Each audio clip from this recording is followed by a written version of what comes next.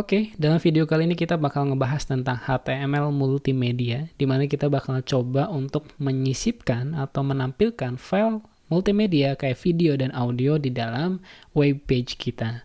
Nah, jadi kalau untuk video itu, ini adalah format-format yang disupport oleh HTML, di mana ada MPEG, ada AVI, sampai ke MP4, dan saya rasa ini udah normal banget ya, yang maksudnya tipe-tipe yang umum banget untuk video. Jadi mostly semuanya sudah support. Dan kalau untuk audio itu ada mulai dari MIDI sampai yang ke MP4 audio itu juga sudah disupport. Nah, caranya kayak gimana? Langsung aja kita coba. Tapi yang jelas kalian harus nge-prepare dulu file video dan audio. Saya juga udah nge-download nih, udah nge-prepare. Ada 2 file MP3 dan MP4. Jadi ini bakal saya drag ke dalam folder yang dimana saya bakal menyimpan file HTML saya ya. Jadi di folder Web Developer Basic, ini saya bakal satuin supaya nanti ketika di link itu mudah untuk ditemukan. Dan supaya lebih mudah saya panggil nantinya ketika di dalam coding HTML saya, maka saya harus rename ini menjadi nama yang lebih simple. Sebenarnya nggak harus ya, tapi karena saya pengen lebih simple ketika manggil file multimedia ini, jadi bakal saya rename. Jadi misalkan ini animation video misalkan ya. Dan yang audio ini menjadi misalkan sample audio.mp3. Oke. Jadi ingat, ini sudah ada di dalam satu folder Web Developer Basic. Nah, kita langsung ke Visual Studio Code. Jadi saya bikin satu buah file baru ya. Mungkin saya beri nama multimedia.html. Kayak biasa kita bikin struktur HTML. Yang bawah ya, yang ada 5-nya. Ini multimedia. Kita coba aja langsung yang video dulu. Dan kalau kalian buka W3 School, di sini juga udah ada sampel code-nya, di mana tag elemennya adalah video. Dan kita bisa ngatur lebar dan tingginya. Gitu, coba kita lihat ya. Jadi dalam sebuah tag video itu kita bisa menggunakan beberapa tipe ekstensi video. Nah, jadi gunanya apa sih kalau kalian ngedefine 2 ekstensi yang berbeda kayak gini, padahal videonya sama? Gunanya adalah kalau misalkan mungkin kalian pakai browser yang enggak nge-support versi OOG, ekstensi OOG, maka secara otomatis HTML-nya bakal memilihkan ekstensi yang lain yang disupport gitu. Tapi kalau misalkan nggak ada sama sekali yang disupport, maka ini bakal jadi opsi terakhir, begitu ya. Jadi kita langsung aja ke Visual Studio Code, kita panggil tag video. Nah, ini ada perbedaan nih teman-teman. Kalau misalkan di Visual Studio Code, itu autocomplete-nya bakal langsung mencantumkan atribut source ke file videonya. Bedanya dengan yang di W3 School ini, source-nya di-define di dalam tag videonya. Bedanya apa? Kan tadi udah dijelasin ya, kalau yang di dalam sini itu menjadi opsi yang bakal dipilih ketika ada ekstensi yang tidak disupport gitu. Sedangkan kalau kita kayak gini, artinya kita cuma ngasih si HTML ini satu ekstensi aja. Berarti kalau misalkan nanti ada browser yang nggak support dengan ekstensi misalkan MP4, maka nggak ada opsi lain yang bakal ditampilkan. Otomatis videonya nggak bisa diputar gitu ya. Jadi kita langsung aja. Source-nya berarti animation video. Kita save, lalu kita coba refresh. Nggak bisa di refresh ya. Ini harus kita buka langsung. Drag.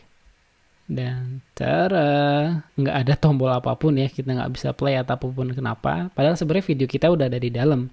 Cuman karena memang video yang saya pilih itu awalnya gelap gitu ya. Sedangkan kita belum ngasih si HTML ini atribut controls nih. Jadi dia nggak bisa di play atau di pause atau diapain. Jadi tinggal kita tambahin aja di sini berarti controls. Save lalu kita refresh. Nah, ini dia, sekarang kita play.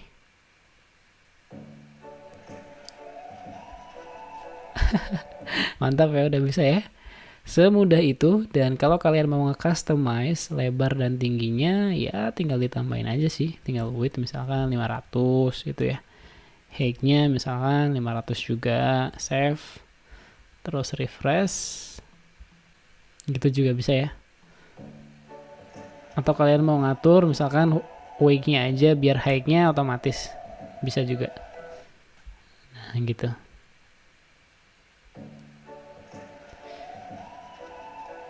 Oke, as simple as that teman-teman. Dan kalau kalian penasaran kok yang di W3 School beda, apakah hasilnya juga beda, kita coba aja. Dan sebetulnya hasilnya sama aja sih. Bedanya cara kalian naruh source-nya aja sih. Gitu ya. Jadi apa sih tadi namanya? Animation video MP4. Sip. Tipenya MP4 ya. Oke, kita save, kita refresh. Sama aja nggak?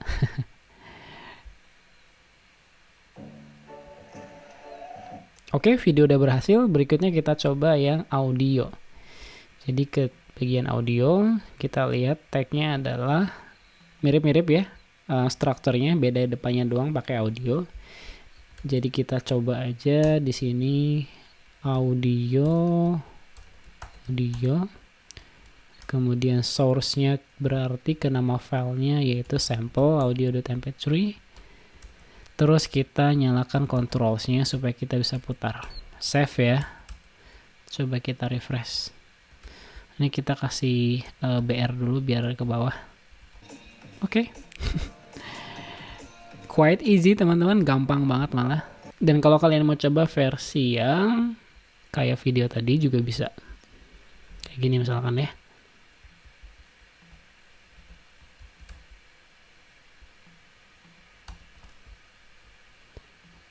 Ini source-nya kita pindahin ke dalam berarti. Save. Sama aja teman-teman.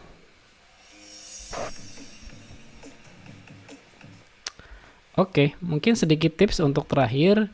Ini kan kalian taruhnya di satu folder dengan file multimedia.html ya, which is file ini. Nah, kalau dia ada di satu folder yang berbeda bagaimana? Kita coba aja. Misalkan kita bikin folder baru namanya multimedia asset. Dan file ini, audio dan videonya kita pindahkan ke dalam folder itu. Maka logikanya ini bakal error. Jadi kalau kita refresh, maka dia nggak bisa diputar karena nggak ketemu filenya, udah pindah. Jadi tinggal kita sebutin aja, dia kan ada di folder multimedia asset. Nah, tinggal kita sebutin aja multimedia asset. Ya, begitupun dengan yang audio, multimedia asset. Garis miring ya, save.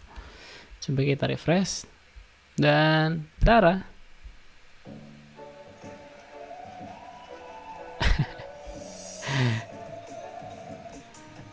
Oke teman-teman, itu tentang menampilkan file multimedia di HTML kita. Dan sebenarnya itu masih bisa di customize lagi, kalian bisa baca dokumentasi ini. So, good luck, see you on the next video.